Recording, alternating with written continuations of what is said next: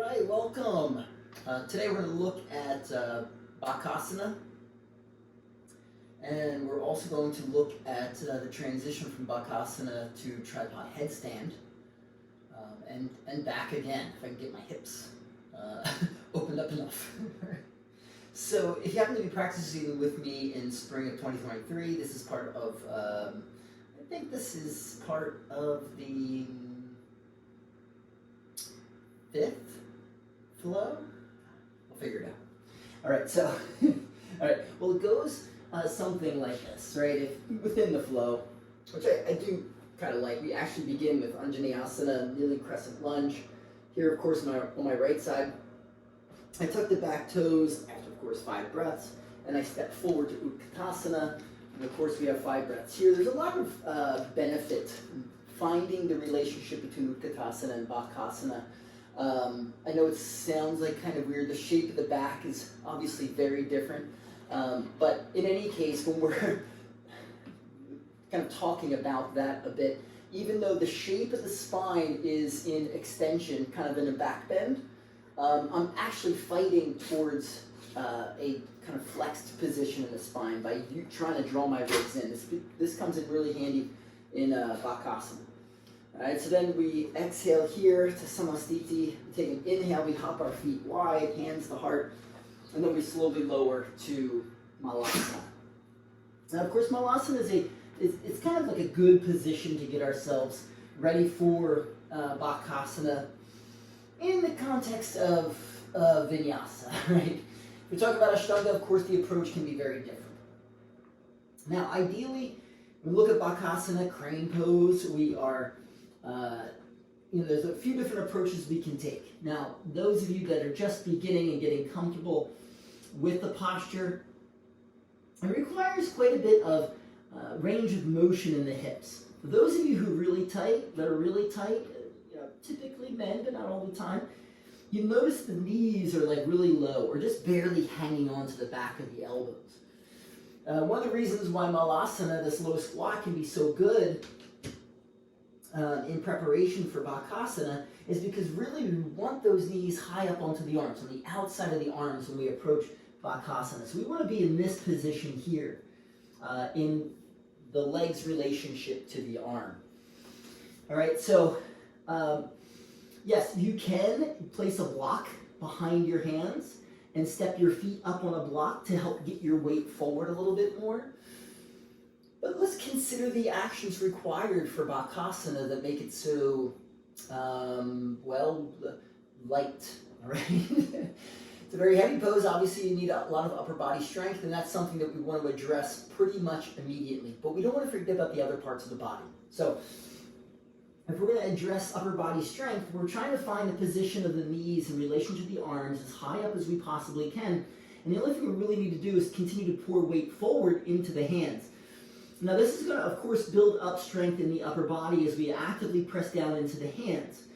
Now from here, we've also got to look for the action that's happening within the chest. All right, so if I'm just sitting like so, I don't want my shoulders back like so, right? I don't want them, the blades in a retracted state, all right? I want them, like the blades moving towards one another. I want them moving down and away from one another. So I really want to, it's going to activate the anterior serratus anterior? Yeah, whatever these muscles are. I always get the two words mixed up. All right, they're going to pull the shoulder blades away from one another and towards the side ribs. And that's going to create that hooded or kind of rounded upper back that we're looking for to help, again, find lightness in the pose.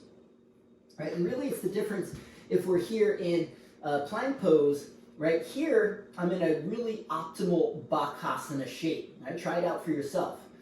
Right? But here, I'm not. Right? Everything's starting to sag a lot. The blades are lifting up away from my ribs, and that's something that I do not want. Okay? So this is the difference, right? No good and good. No good and good. Right? Incorrect, correct. All right? If we apply this to Bakasana, a lot of times what ends up happening is people will begin to move their weight forward the blades will start to move back into that incorrect position. They'll keep it, and a lot of times the posture will look really low, all right? But what I would like to do is try to find a position at the start that has a lot of cat pose in it, right? That's the other part I have to address here. Ribs are rising, and you'll notice, right, if I'm in that plank position, if I'm dropping through the shoulders here, my belly drops as well. As soon as I start to activate cat pose, scrub my forearms towards one another, I'm then able to lift the spine up through my blades. Now again, it's going to require those serratus anterior, serratus, whatever those muscles are, right? They're serrated, right? If you were to flex those muscles, take a Google image Bruce Lee, right? Because he had vicious serratus anterior, all right? Vicious. They were just huge. So then you'll be able to spot them or look them up. Or, if you Google image just the anatomy of the shoulder girdle or chest or something like that. And this way you'll be able to see those muscles. It can be a very helpful tool to have that visualization of like how these muscles impact the movement of certain parts of your body, right? All right, so again, looking back, knee position, high up on the arm, on the outside of the arm is ideal. That does not necessarily mean that any other position down the arm or on the back of the arm is necessarily incorrect. We always consider where we are in the moment. Placing the knees on the back of the arm can be very helpful for a lot of people just to find their balance. I don't have to worry about that hugging up action that's required in the adductors and hip flexors, as well as the quads a little bit, to help the knees kind of continue to slide up the arms as I find my posture. All right, so there has to be, right, there is like this kind of action. Right? If I'm taking like a Navasana, but I'm like an upside down getting ready for Bakasana, I need to find this action in Bakasana, right? Of course, my hands are going to be on the ground, everything's going to be flipped over 180 degrees. Right, so I got to continue to hug my knees up into my body as much as possible. That's actually a really good exercise to do if you're working on your Bakasana, okay? So from here, right, I'm almost just like kind of sliding knees from elbow to armpit, elbow to armpit, elbow to armpit. It gets that action, low belly, quadriceps, hip flexors mostly, and even those adductors. Those adductors, they move the knees towards one another, legs draw in towards one another. They create a more compact posture and ultimately a lighter pose in your arm balance. All right, so if we put it together, right, I'm trying to get as low as I possibly can. Notice my feet, where my feet are right now. This is actually the more like Ashtanga approach to it, right, second series. And I've got my hands in plan. I always ask students, don't overthink the placement of your hands, okay? Work on it. Don't, not that it's a bad thing. It's like there's a lot going on within the posture, and I want you to have trust in your ability to find the correct position of where your hands should be for this posture. Everything else, we've discussed, right? Hands, don't worry about it. I want you to just have faith in yourself, right? Because this posture requires a lot of faith.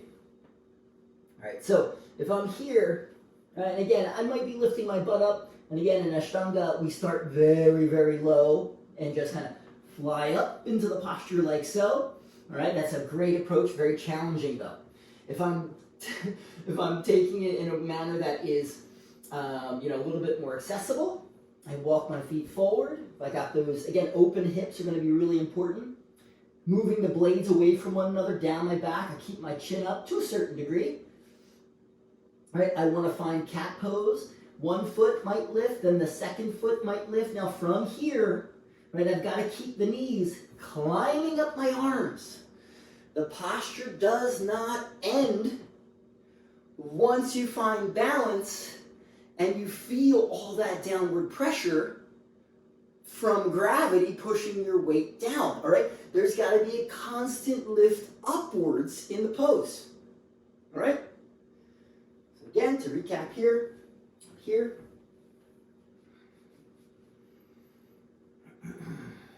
All right, I got everything kind of lined up, hands, feet, knees, upper arms, outside of the arms if you can.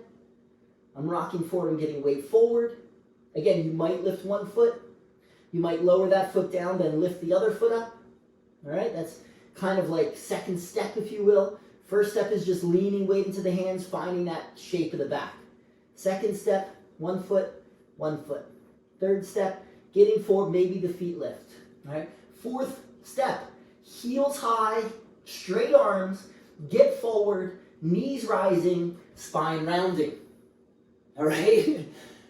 Lots of lift, like you're ready to take off. That's how you want your Bakasana. Okay, thanks so much. Next video, we're going to work on the transition from Bakasana to tripod. Peace.